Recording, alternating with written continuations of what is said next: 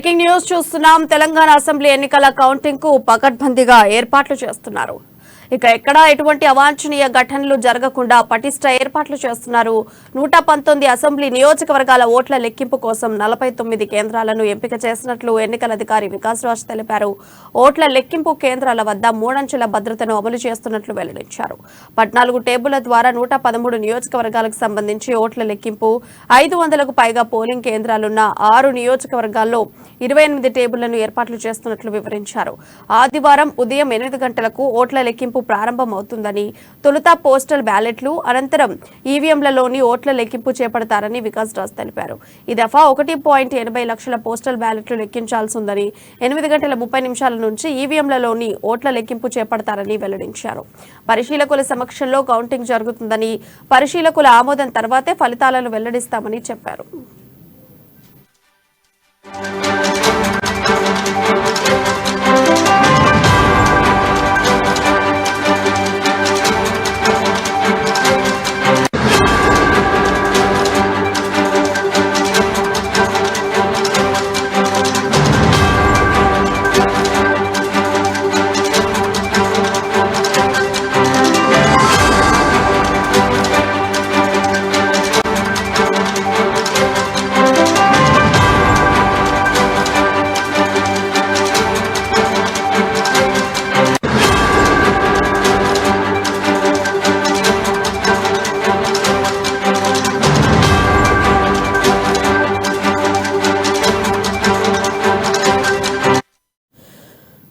Telangana assembly ఎన్నికల counting కు పకడ్బందీగా ఏర్పాట్లు చేస్తున్నారు అధికారులు.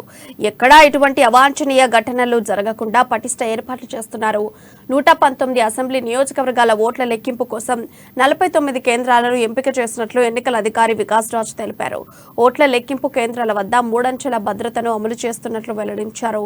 14 టేబుళ్ల ద్వారా 113 నియోజకవర్గాలకు సంబంధించి ఓట్ల లెక్కింపు, 500కు పైగా పోలింగ్ కేంద్రాలున్న 6 నియోజకవర్గాల్లో 28 టేబుళ్లను ఏర్పాట్లు చేస్తున్నట్లు వివరించారు. ఆదివారం ఉదయం 8 గంటలకు ఓట్ల లెక్కింపు ప్రారంభమవుతుందని, తొలుత పోస్టల్ బ్యాలెట్లు, అనంతరం ఈవీఎంలలోని ఓట్ల లెక్కింపు చేపడతారని వికాస్ రాజ్ తెలిపారు. ఈ దఫా 1.80 లక్షల పోస్టల్ బ్యాలెట్లు లెక్కించాల్సి ఉందని, 8 గంటల 30 నిమిషాల నుంచి ఈవీఎంలలోని ఓట్ల లెక్కింపు చేపడతారని వెల్లడించారు. పరిశీలకుల సమక్షంలో కౌంటింగ్ జరుగుతుందని, పరిశీలకుల ఆమోదం తర్వాతే ఫలితాలను వెల్లడిస్తారని చెప్పారు. ఇక ఇదే అంశంపై మరింత సమాచారం మా ప్రతినిధి రాజు అందిస్తారు. రాజు, చెప్పండి. Good morning Priya. ఎన్నికల కౌంటింగ్ కు కౌంట్ డౌన్ షురూ అయింది. రేపు ఉదయం 8 గంటలకు పోస్టల్ బ్యాలెట్ ప్రారంభమై 8 గంటల 30 నిమిషాలకు ఈవీఎంలు కౌంటింగ్ ప్రారంభమవుతుందని చెప్పి ఇప్పటికే రాష్ట్ర ఎన్నికల ప్రధానాధికారి వికాస్ రాజ్ నిన్న మీడియా సమావేశంలో వెల్లడించడం జరిగింది. ఇప్పటికే పోలింగ్ పూర్తయిన తర్వాత స్ట్రాంగ్ రూమ్ లకు కానీ పోలింగ్ ఏజెంట్ల పార్టీల ఏజెంట్లు ఎవరైతే ఉంటారో వారి సమక్షంలో మళ్ళీ అవన్నిటిని కూడా ఓపెన్ చేయడం జరుగుతుందని చెప్పి కూడా చెప్పడం జరిగింది. పకడ్బందీ ఏర్పాట్లు చేస్తున్నామని చెప్పి కూడా చెప్తా ఉన్నారు. పటిష్టమైన భద్రత నడుమ ఈవీఎంలు ఉన్నాయి. 24/7 వెబ్ కాస్టింగ్ ఉంది, సెక్యూరిటీ ఉంది, సెంట్రల్ కేంద్ర బలగాలతో బస్తీ కాస్తా ఉన్నారు. అక్కడ ఎలాంటి అవాంఛనీయ సంఘటనలు జరగకుండా కూడా ముందస్తుగా రేపు మొత్తం రాష్ట్ర వ్యాప్తంగా 144 సెక్షన్ కూడా విధిస్తున్నట్టుగా ఇప్పటికే డీజీపీ కూడా ప్రకటించడం జరిగింది. అదేవిధంగా రాష్ట్ర వ్యాప్తంగా 49 కౌంటింగ్ కేంద్రాలు ఏర్పాటు చేయడం జరిగింది. ఈసారి అంటే 79 నియోజకవర్గాల్లో 75% మించి కూడా పోలింగ్ జరిగిందని చెప్పి ఎన్నికల అధికారులు తెలియజేయడం జరిగింది. అదేవిధంగా ప్రతి 500 పోస్టల్ బ్యాలెట్లకు ఒక ప్రత్యేకమైన టేబుల్ ఏర్పాటు చేస్తామని చెప్పేసి కూడా తెలియడం జరిగింది. ఒక్కొక్క టేబుల్ వద్ద 4 అధికారులు ఉంటారని చెప్పేసి కూడా చెప్పడం జరిగింది. అదేవిధంగా ఎక్కడా కూడా రాష్ట్రంలో రీపోలింగ్ జరిగే అవకాశం లేదు, ఎన్నికలు శాంతియుత వాతావరణంలో జరిగాయని చెప్పేసి కూడా ఎన్నికల సంఘం ఇప్పటికే ప్రకటించడం జరిగింది.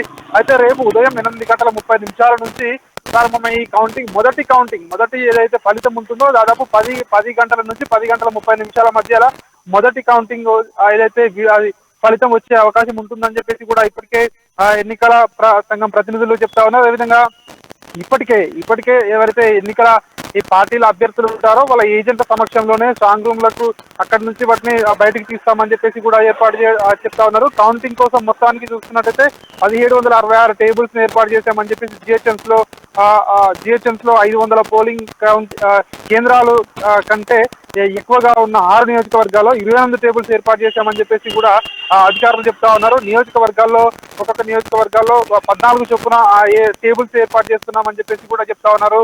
అదేవిధంగా పోస్టల్ బ్యాలెట్ లెక్కింపు కోసం ప్రత్యేకంగా 500 ఓట్లకు ఒక టేబుల్ ఉండే విధంగా కౌంటింగ్ కు సులభతరం అయ్యే విధంగా కూడా ఏర్పాట్లు చేశామని చెప్పి కూడా చెప్తా ఉన్నారు. అదేవిధంగా ఇప్పటికే పోస్టల్ బ్యాలెట్ ద్వారా 1,80,000 మంది పోస్టల్ బ్యాలెట్ ఓటును ఉపయోగించినట్టుగా కూడా మనకు అధికారుల నుంచి సమాచారం అంతా ఉంది. అదేవిధంగా రాష్ట్రంలో 2,290 మంది అభ్యర్థులు బరిలో ఉన్నారు. ఇందులో 221 మంది మహిళా అభ్యర్థులు కూడా ఉన్నారు.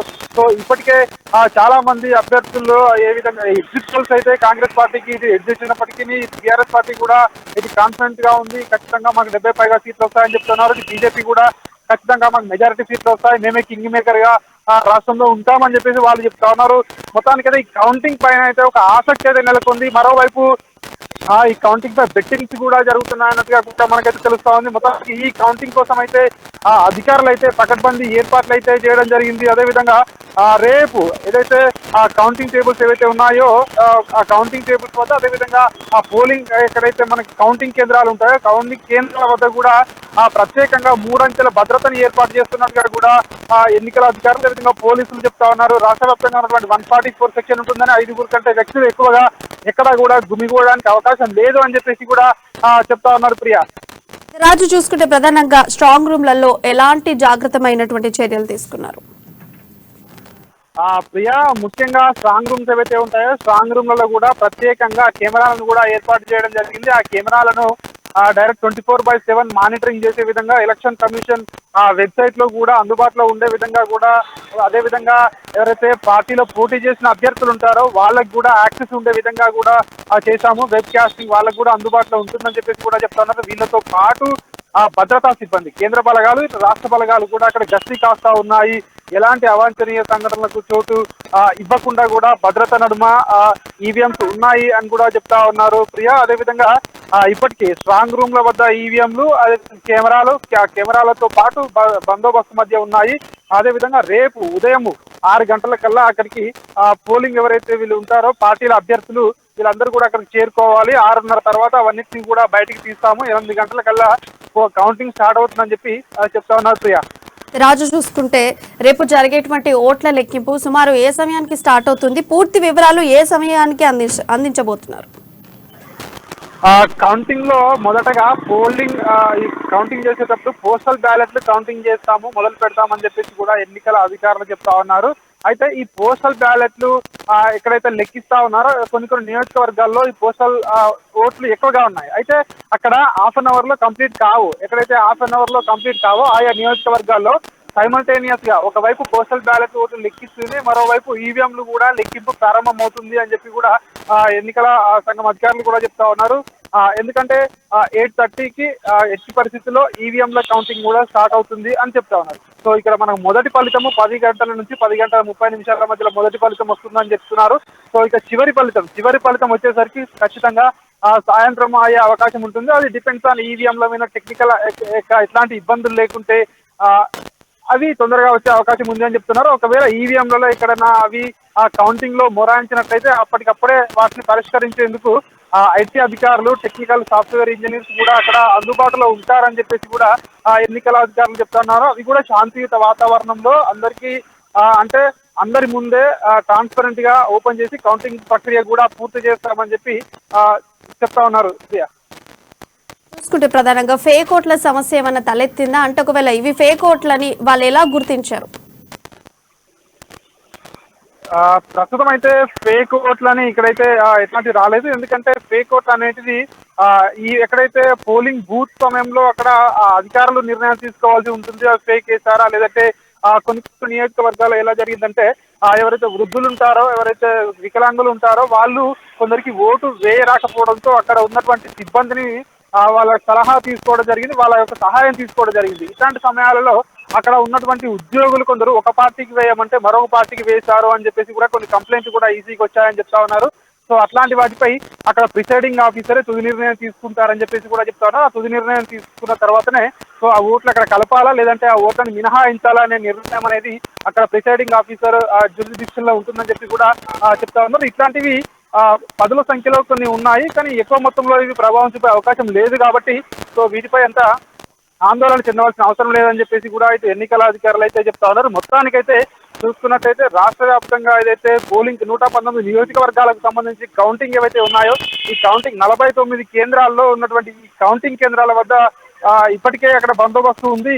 సో మొత్తానికైతే అన్ని పార్టీలు అయితే ఒక ఉత్కంఠగా ఎదురు చూస్తా ఉన్నాయి. పార్టీలతో పాటు ప్రజలు కూడా ఉత్కంఠగా ఎదురు చూస్తా ఉన్నారు. ఏ పార్టీకి అధికారం వస్తుంది, సో ప్రభుత్వం అదే కంటిన్యూ అవుతుందా, కొత్త ప్రభుత్వం వస్తుందా అనేది మాత్రమే ఒక ఉత్కంఠ అయితే రాష్ట్ర వ్యాప్తంగా అయితే నడుస్తా ఉంది. ప్రియా. రాజు, థ్యాంక్ యూ ఫర్ అప్డేట్స్.